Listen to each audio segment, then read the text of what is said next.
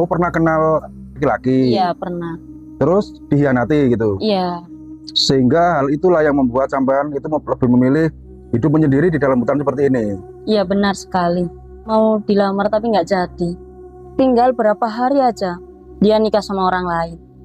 Sempat depresi. Dan akhirnya memilih jalan hidup seperti ini, tinggal di hutan. Mbak Lara di sini, di hutan ini kan memang benar-benar tinggal sendiri ya Mbak ya? Dia sendiri, Mas. Pernah nggak Mbak Lara digoda atau melihat sosok-sosok setan gitu atau hantu gitu di hutan ini Mbak? Sering.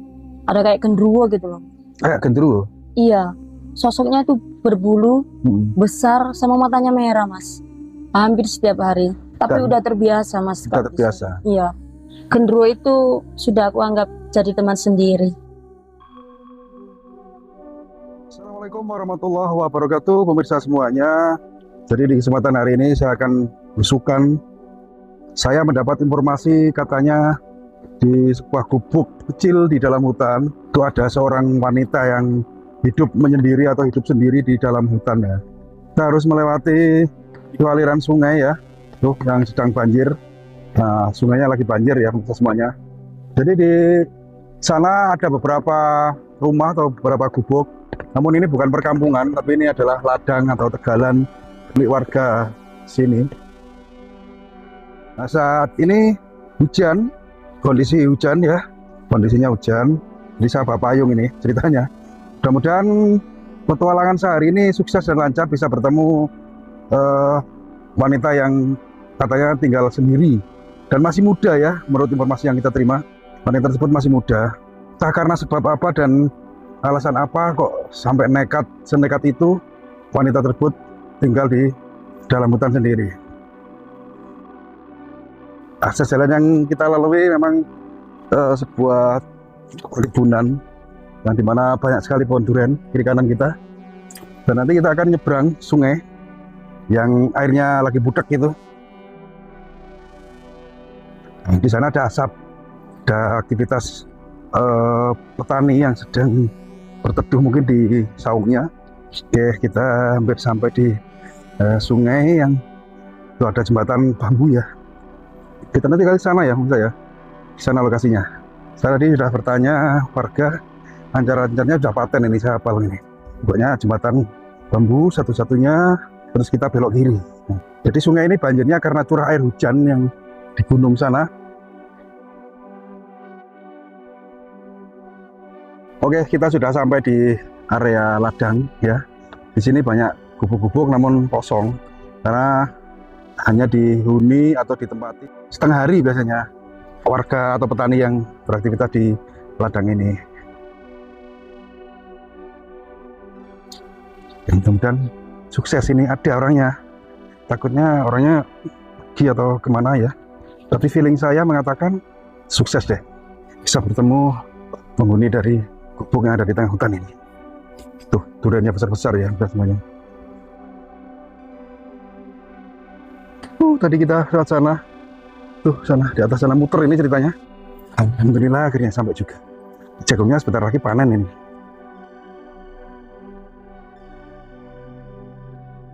Kita akan nyebrang lagi. Ini ada jembatan, kuat nggak ini ya?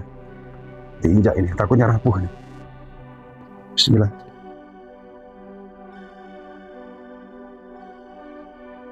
Nah, saat ini saya sudah memasuki area perkebunan milik wanita yang tinggal sendiri di dalam hutan ini. Kita turun, karena gubuknya itu berada di pinggir sungai ya. Ini rumahnya ya, bisa semuanya. Gubuk di tengah hutan, seperti itu. Dan nah, ini gadis atau wanita yang kita cari, yang katanya tinggal di dalam hutan ini ya. Baru pulang dari berkebun ini ya. Mbak, lagi berladang? Oh, lagi panen apa ini? Oh, panen durian. Oh, oke. Nah, ini maaf, tadi kita memang mencari lokasi kediaman jenengan dan alhamdulillah rezeki ini bisa bertemu jenengan. Itu gubuk jenengan? Bisa kita mampir ke sana? Iya. Nah, jadi ini panen durian, Lur. Tuh, karena ladang durian ini ya. Oke, kita akan mampir pinarak ya. Nah, ini adalah kediaman mbaknya ini ya. Benar-benar di tengah hutan ini ya, di area ladang atau kebun durian.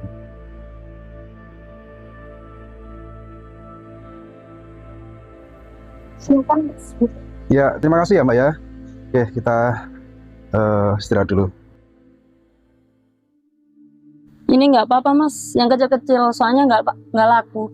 Oh, kalau kecil itu nggak laku Iya, dijual. nggak laku Itu dijual. kerowok ya, dimakan codot ya mungkin. Bukan, apa itu hewan kayak Oh, tupai, bajing? Iya, tupai itu loh. bajing. Iya, bajing. Setiap hari panen banyak ya Mbak duriannya ya? Alhamdulillah setiap kayak jatuh diambilin. Iya, jadi nanti ada yang ngambil, yang beli ke sini, pembelinya. Enggak sih mas, ada yang ngambil cuma ngantar ke pasar. Oh gitu, tengkulaknya nggih. Nggih. Nggih Mbak, sak derenge pangapunten Mbak. Jenengan paling asma sinten Mbak? Rara. Mbak Rara ya. Iya. Jadi Mbak Rara ini kan kita tadi dapat kabar. Kabarnya ada seorang wanita yang memang hidup di dalam hutan sambil berladang kan gitu. Iya. Mbak Rara tinggal di sini sendiri memang. Sendiri. Sudah berapa lama Mbak?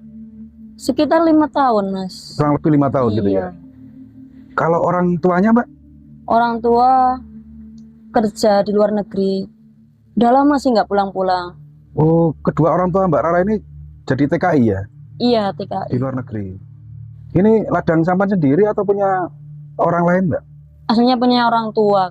Tanamannya apa saja Mbak di ladang sampan ini? Ada cengkeh, terus jagung juga ada, durian juga ada. Macam-macam lah mas.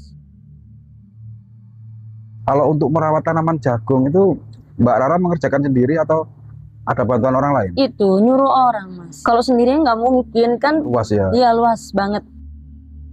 Di sebelah-sebelah sana kan ada gubuk-gubuk itu, orang-orang yang di sana itu pulang ya Mbak Rara? Pulang. Kalau siang sih ke sini sampai malam. Cuma saya sendiri yang hidup di sini sendiri karena kedua orang tua juga merantau. Jadi ya ngandelin ini tanaman, pepohonan juga buah-buahan juga buat tahan hidup juga sih. Kalau rumah ada ya Mbak Rara ya? Rumah ada, tapi saya biarkan kosong. Hidup di kampung itu kayak apa ya? Lebih ada sih trauma gitu ada. Jadi aku memutuskan buat kesini. Di sini nyaman, sunyi. Ya nggak ada omong-omongan orang yang bikin trauma lagi gitu. Hidup di kampung trauma gitu ya? Iya. Berarti Mbak Rara ini pernah mengalami kejadian trauma sama lingkungan juga. Apa sih yang menjadikan Mbak Rara ini trauma sehingga wegah tinggal di kampung bermasyarakat dan memilih tinggal di hutan seperti ini? Dulu pernah dekat sama seseorang, terus berjalannya waktu dia menikah sama orang lain. Oh, pernah kenal atau dicintai laki-laki? Iya pernah. Terus dihianati gitu? Iya, mau dilamar tapi nggak jadi. Tinggal berapa hari aja dia nikah sama orang lain. Ya disinilah letak kenyamanan saya. Hidup sendiri, sunyi tapi nyaman. Jadi sempat mau dilamar ya, sudah orang-orang atau tetangga-tetangga tahu semua ya bahwa sama ini mau dilamar si A gitu ya. Belanja buat kebutuhan tunangan itu udah dipersiapkan, nunggu dianya pulang, tapi ternyata nggak ada kabar, ternyata nikah sama orang lain. Menikah dengan orang lain. Sempat depresi. Dan akhirnya memilih jalan hidup seperti ini, tinggal di hutan. Ataukah mungkin, sih, Mas, di sini. Ataukah mungkin juga kedua orang tua Mbak Rara juga ada rasa malu gitu sehingga kerja sampai jauh gitu? Malu sih, kayak kecewa sih, nggak malu tapi rasa kecewa ada. Kenapa kok nggak jadi gitu kan? Ya dikembalikan lagi mungkin belum jodoh ya Mbak Rara ya? Iya. Belum jodoh ya. Nanti mudah-mudahan ada pengganti lagi yang lebih baik dari yang sudah hilang itu ya. Tapi satu Mas, kayak omongan orang tetangga itu kenapa nggak jadi? Kenapa kan nggak jadi sama ini? Semakin dengar semakin kayak trauma gitu.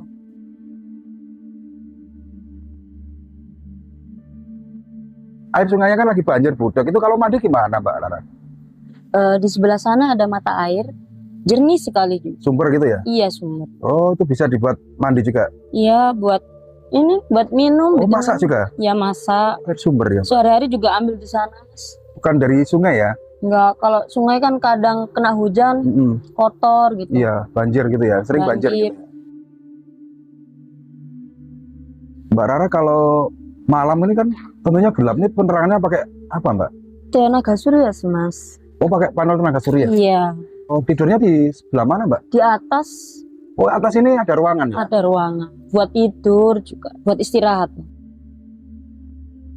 Jadi ada ruangan di atas ini yang digunakan Mbak Rara sebagai kamar untuk istirahat. Kalau sholat Mbak? Di atas juga. Oh, sekalian musola juga gitu ya? Nah, Mbak Rara ini kan untuk kebutuhan sehari-hari sampai misalnya makan, untuk beli sembako, itu sampai belanjanya di mana? Nitip sama pegawai saya Mas. Pulang itu nitip. Pokoknya jarang pulang Mas. Trauma banget pokoknya pulang itu. Jadi untuk belanja pun nitip orang yang sedang bekerja di sini? Iya. Nggak pernah pulang ke kampung? Nggak pernah sama sekali. Lebaran pun nggak pernah ya Mbak? Nggak pernah, malah di sini aja, soalnya trauma. Iya. Jadi saking traumanya untuk pulang ke kampung pun masih sangat trauma ya Mbak Rara? Iya.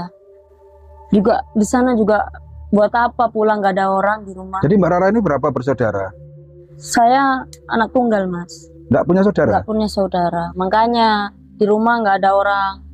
Jadi rumahnya memang dibiarkan kosong ya Mbak Rara ya? Kosong. Usianya berapa sekarang Mbak Rara? Usia 27 tahun. 27 tahun? Iya. Dan sebelum tinggal di sini, apa pekerjaan Mbak Rara sebelumnya? Dulu pernah merantau di Jakarta. Berapa lama itu ya? 3 tahun ya. Terus rencana mau nikah, mau tunangan, aku pulang. Ternyata nggak jadi. Oh, jadi pulang dari perantauan itu memang karena ada rencana untuk menikah itu ya? Dan akhirnya nggak jadi. Terus Mbak Rara nggak balik lagi ke Jakarta? Nggak balik. Memilih menetap di ini? Memilih menetap buat berkebun. Emang bisa ya Mbak Rara? Ahli berkebun? Udah bisa? Bisa. Memang dari kecil anaknya orang tani mungkin ya? Iya. Kalau misalnya gerah ngeluh atau sakit itu jauh loh Mbak ini berobatnya? Ya alhamdulillah semenjak tinggal di sini cuma kayak batuk pilek sih Mas. Tapi udah stok obat kok Mas. Ada persediaan obat ada. Ya. Tapi alhamdulillahnya jarang sakit ya Mbak ya? Alhamdulillah jarang sakit. Kalau flu gitu lumrah ya? Lumrah. Mbak Rara di kampungnya sana itu punya saudara nggak? Ada si bibi sama paman. Bibi dan paman? Iya. Terus mereka pernah nggak kira-kira, Mbak Rara kan seorang wanita, sebagai seorang bibi dan paman tentunya punya rasa was-was dan khawatir terjadi apa-apa dengan ponakannya kan gitu ya. Mbak Rara pernah nggak diajak pulang kembali ke desa gitu? Sering sih, setiap kesini tuh ngajak pulang. Kayak bibi, kenapa sih hidup di hutan sendiri gitu? Kan banyak saudara-saudara juga di sana banyak. Kenapa memilih hidup sendiri gitu? Nggak tahu, tiba-tiba pengen aja hidup di sini. Jadi karena sudah mantep hidup di hutan dan mungkin juga karena sudah terbiasa, jadi Mbak Rara kekeh ya, bersikeras menempati gubuk ini ya sendiri gitu ya? Sendiri. Mereka juga sering sowan ke sini bibinya? Sering, tiap hari sih ke sini. Hampir tiap hari? Iya. Ini tadi nggak ke sini? Nggak ke sini soalnya hujan. Kalau nggak hujan pasti ke sini? Iya. Kalau nginep di sini pernah nggak? Kalau nginep sih enggak Mas. Nggak pernah? Cuma kayak mampir aja habis panen gitu ke sini terus pulang lagi. Oh, kebetulan pamannya juga punya ladang di sini atau bibinya? Iya. Dekat sini juga? Deket sih Mas. Gitu ya Mbak Rara ya.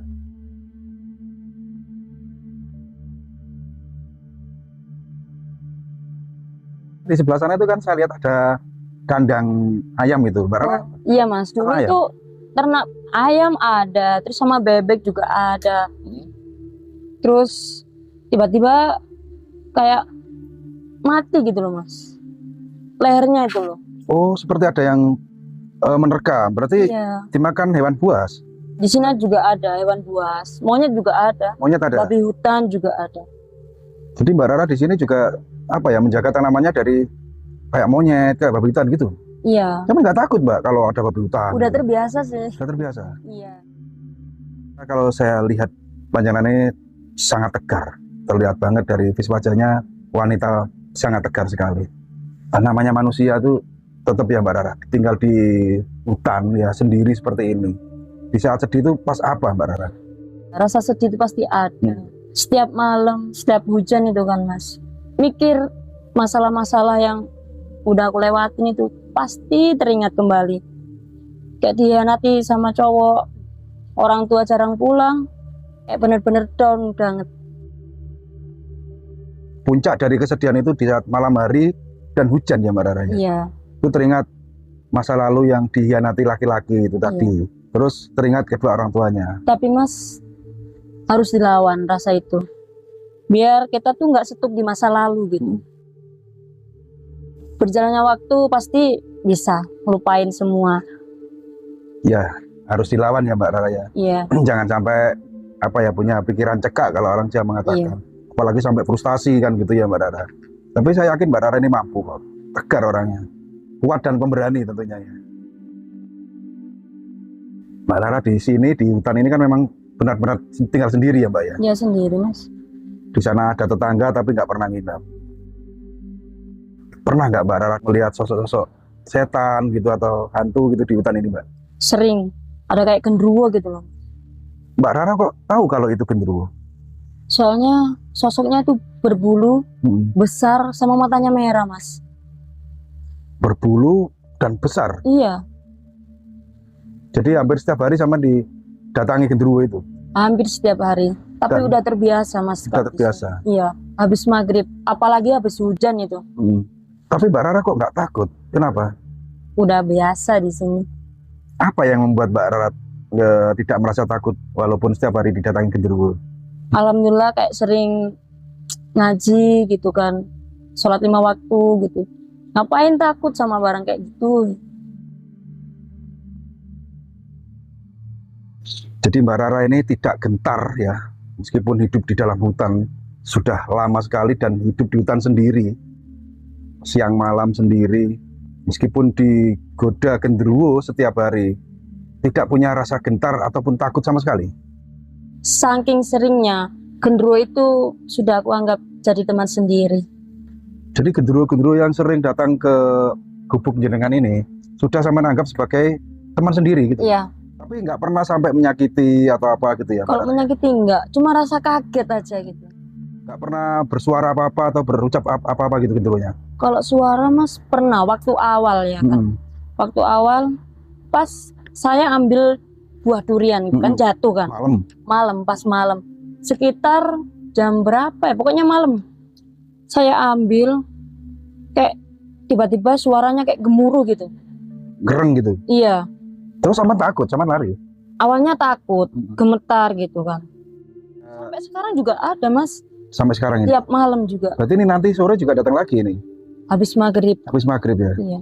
Wah, kalau nginep sini enak ya Mbak Rara ya. Kalau setiap ada pendatang, mungkin malu. Mbak. Oh, Mungkin, kalau Mas. ada tamu yang sampai di sini malam seperti bibik sampean tadi, itu nggak datang. Nggak datang. Berarti intinya genderuwo itu cuma mengganggu sampean tok gitu ya. Kalau mengganggu nggak sih, mungkin kayak mencari teman. Penasaran gitu ya. Iya, penasaran. Genderuwo itu kan identik dengan apa ya? Lebih cenderung senang menggoda perempuan, kan gitu ya. Saya dengar-dengar seperti itu. Tapi kalau melukai nggak Mas? Enggak ya. Nggak pernah melukai. Ya, mungkin Jangan sampai. Jangan sampai ya. Iya. Ya, mudah-mudahan Mbak Rara jangan sampailah terjadi hal-hal seperti itu yang kiranya fatal atau sampai mendapat perlakuan dari sosok-sosok yang sampean ceritakan tadi.